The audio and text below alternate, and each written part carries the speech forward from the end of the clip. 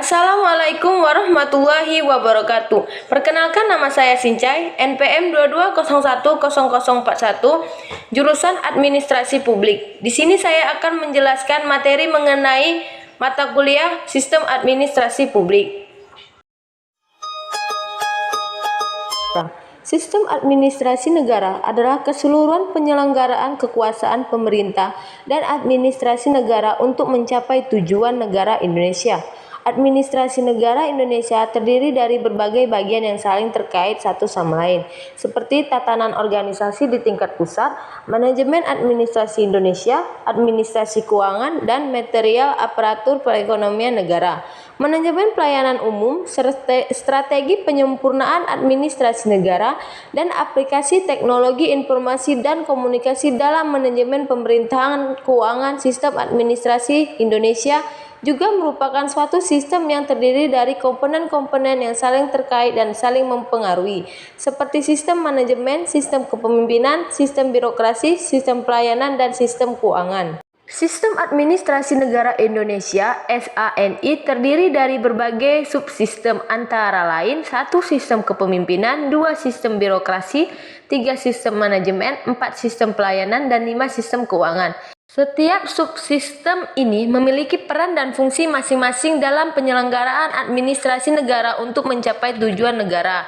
Subsistem ini saling berinteraksi satu sama lain dalam rangka menjalankan tugas-tugas negara dengan efisien. Sistem administrasi negara mempengaruhi kebijakan pemerintah melalui berbagai cara, seperti 1. Penyelenggaraan kebijaksanaan negara, 2. Penyelenggaraan kekuasaan, 3. Penyelenggaraan kepemimpinan, 4. Penyelenggaraan birokrasi, 5. Penyelenggaraan manajemen, 6. Penyelenggaraan pelayanan, 7. Penyelenggaraan keuangan. Sistem administrasi negara dapat membantu pengembangan masyarakat melalui beberapa cara, antara lain 1. Penyelenggaraan pelayanan publik. Sistem administrasi negara dapat membantu pengembangan masyarakat dengan menyelenggarakan pelayanan publik yang baik dan berkualitas, sehingga masyarakat dapat memperoleh layanan yang memenuhi kebutuhan dan harapan mereka. 2. Pelayanan kebijakan. Sistem administrasi negara dapat membantu pengembangan masyarakat dengan menyelenggarakan kebijakan yang tepat dan efektif, sehingga masyarakat memperoleh manfaat dari kebijakan tersebut. 3. Penyelenggaraan manajemen. Sistem administrasi negara dapat membantu pengembangan masyarakat dengan menyelenggarakan manajemen yang baik dan efektif, sehingga sumber daya negara dapat dikelola dengan baik dan masyarakat dapat memperoleh manfaat dari pengelolaan tersebut. 4. Penyelenggaraan keuangan. Sistem administrasi negara dapat membantu pengembangan masyarakat dengan menyelenggarakan keuangan yang baik dan transparan, sehingga masyarakat dapat memperoleh manfaat dari pengelolaan keuangan negara yang baik.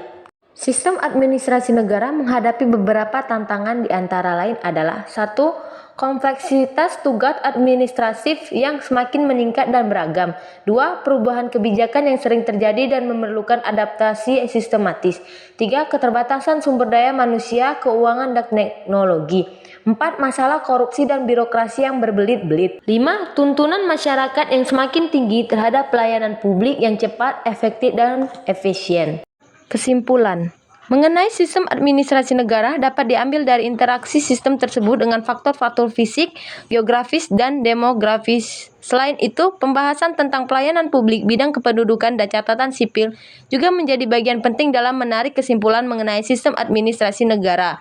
Definisi sistem administrasi negara menekankan bahwa untuk mencapai tujuan yang ditetapkan diperlukan kemampuan dan motivasi. Dengan demikian, kesimpulan mengenai sistem administrasi negara melibatkan berbagai aspek, termasuk interaksi dengan faktor-faktor lingkungan, pelayanan publik, dan upaya pembangunan.